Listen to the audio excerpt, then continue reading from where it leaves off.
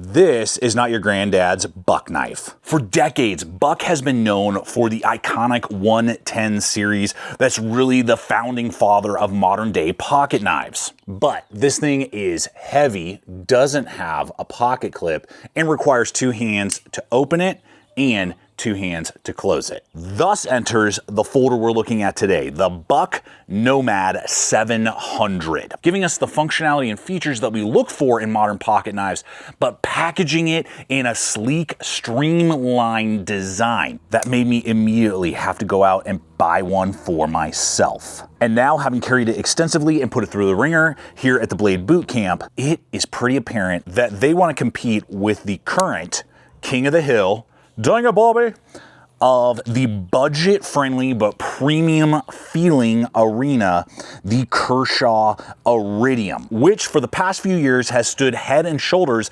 above the rest when it comes to sub-$100 crossbar aluminum-handled pocket knives. I mean, look at this thing. It's even making my Benchmade bailout feel a little jealous. So the premium budget arena, and I know that's a little bit of an oxymoron, but you know what I'm talking about. It feels premium, but it's at a budget price.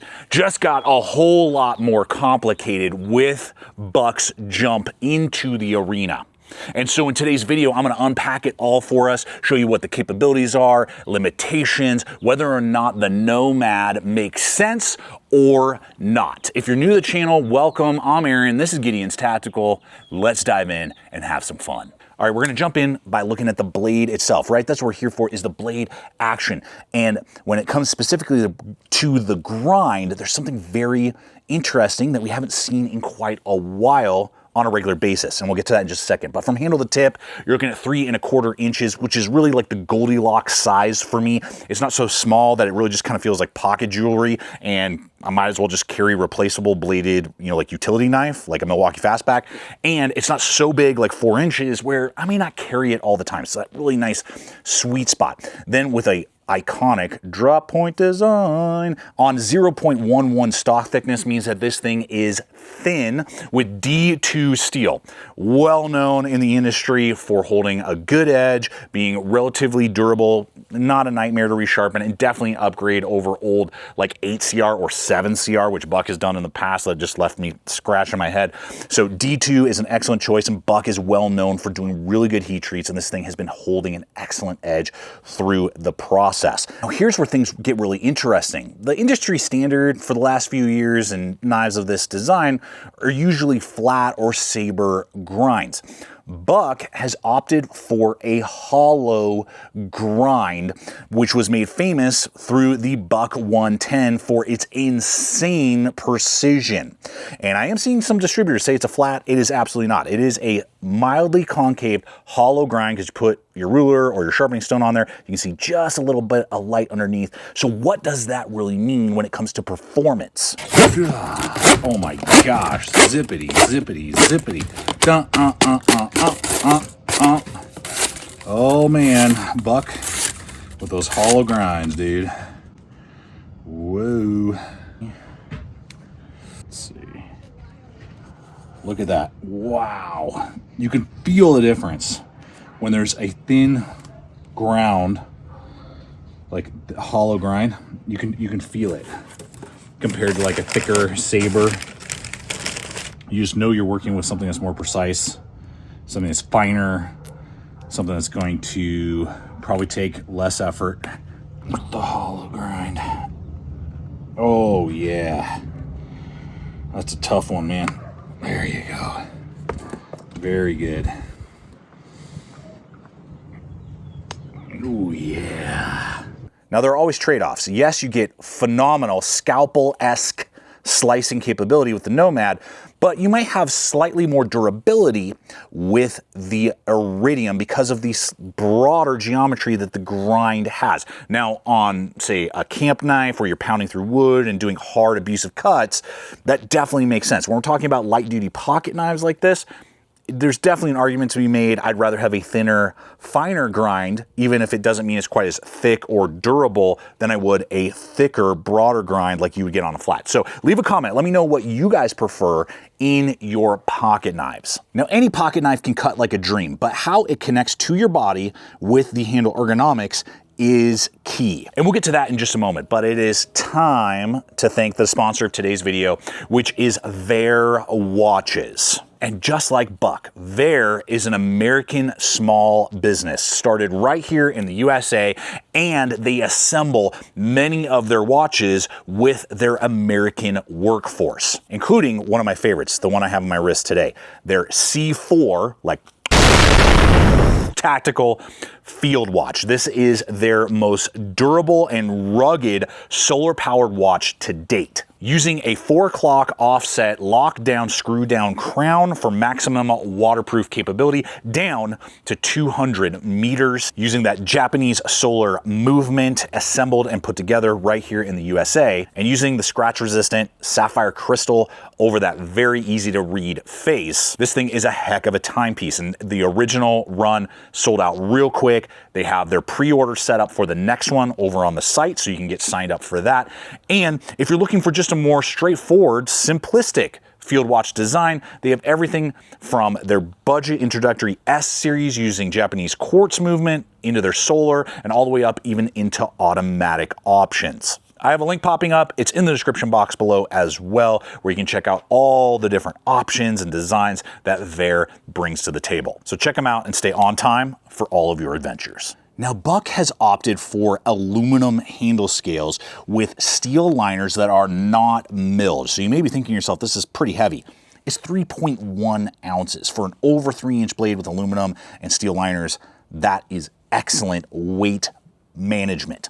Now, one thing with aluminum, and there are 3 or 4 different color combinations at launch, I'm sure they're going to do a lot more as time goes on. I love this kind of like copper, bronze, whatever you want to call it, man, so sick. That's literally why I bought this MagnaCut version of the bailout. I already have the M4. Now, the trade-off with aluminum is that, you know, it's cold to the touch versus G10 or micarta, and it can be slick. That is one of a few gripes I've always had with the Iridium, is that even though it's got some contouring there, there's no texture points. They're literally just relying on the cutout right there and then a little tiny hit of jimping. And what I love what they did with this is that it has basically a triangle design, meaning it's chamfered on the sides, so it's not sharp. Then they give you kind of a flat portion with very light texture, super duper light texture, but it's there. You feel it. Then it flattens out and then it concaves again, more texture on the bottom, just a hair there, and then rounds into the handle portion, meaning that this is going to, versus just a continuous kind of concaving and then just an abrupt change and no texture. And that's why, like, I love the bailout, you know, its texture on those aluminum handle scales.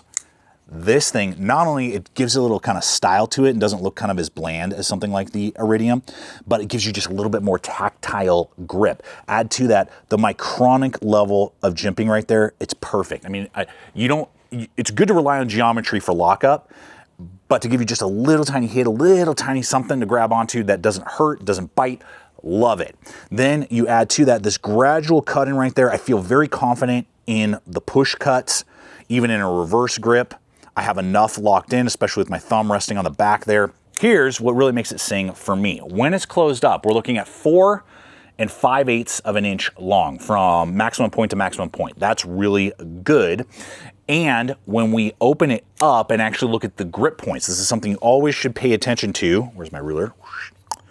Where does your hand actually rest on the guard and where does it end on the bird beak? When we measure that sucker, I'm gonna totally turn it upside down for you, it's 3.75 inches. With someone who has large size hands and has 3 1/4 knuckle span, that means I got tons of real estate. And I guess we might as well talk pricing here real briefly. I picked this up over at Midway USA. They're going for $75. Ballpark is the starting cost, which is within a few dollars. The Iridiums usually are about 70, but as I'm seeing here, as we just look into the details, and we're about to unpack a few more with the slight milling on the aluminum, the 3 transitional points versus just 1 continuous, things like that. There's little details that make up those few dollars that make sense for me, but that is extremely competitive. I will have a link popping up here. It's in the description box below as well, over to Midway USA, as well as all the other distributors like Knife Center, Blade HQ, and even Amazon, and Buck, if you want to check that out. Appreciate when you do, because it helps me buy blades just like this. Now, in case you weren't aware, there's also the Buck FERROX that just was released, which is a reverse Tanto kind of Wharncliffe design. At first, I thought it was just a different blade shape than the NOMAD, but the handle is a little bit different. Same material, same steel, same action, but the blade and the handle have been tweaked a little bit, so you can explore that option as well. We also got to remember, Buck has their forever lifetime warranty that applies to all their knives, including this. Okay, so what about that action and deployment? Okay, so here's where there's like a little bit, it's not even like a critique, it's just something more to be aware of, and I've had to get kind of used to it and be aware. Okay, so thumb studs, excellent, no issues there, ambidextrous, you fire that sucker off, boom, excellent, really nice, coasting on what I believe I saw in there, the little balls, so I'm assuming, I mean, it's got to be ball bearings, even though I was trying to figure out what it was, and looking around, you know, I don't disassemble my blades usually. If that's something that you want to see, this isn't the channel for you. Yeah, smooth action, and actually good tight for ball bearing lockup. Some ball bearing, you know, blades are like, you know, they're like the dancing like air guy to come in and like check out the sails, you know. This thing definitely doesn't do that. So we're locked in there. Got some decent detent there. Definitely like sucks the blade back in when you hit a certain point, so that's good. Now the crossbar engagement studs themselves were kind of, I don't know, we'll call them Twinkies. Just what popped in my head. Relatively flush, and that's really the thing to note. There are times where I go to engage it and I kind of slide off of it if I want to do the pullback like that and not touch the blade. There are moments, just because it doesn't have that, it actually has no like jimping or anything. There are a couple little stairs basically that you hit. You know, I'd say maybe 10% of the time I go to try to either disengage or engage it. If I try to hit that and I slide off, because the geometry is so gradual. If they either had raised it just a hair, like 1 millimeter higher, or giving you a little bit more of an abrupt thing to hit onto, there would be 100% engagement. I wouldn't even be, you know, bringing it up. That's just something to note. It looks good, it's functional, there's no problems, but every once in a while you might find yourself sliding off when you're like trying to close it, and you're like, oh, I have to kind of like re-grab, or if you like opening and closing your blades this way, you just have to kind of squeeze extra hard, a little bit harder, to make sure you're engaging with the pads, if you will, the Twinkies, to make sure that you're going to open and close the blade. The tip is super nice and recessed in there. I'm not going to accidentally pull it out. Now I'm digging the blacked out pocket clip with recessed screws. Excellent to see that more and more companies are going to this model, making it easier to get it onto your pants, especially when you're wearing like heavy duty work pants like I have on today that have reinforced pockets. And this has a very large gap there to be able to go onto pants like that. Okay, so to put a good little bow on this, here's my final take.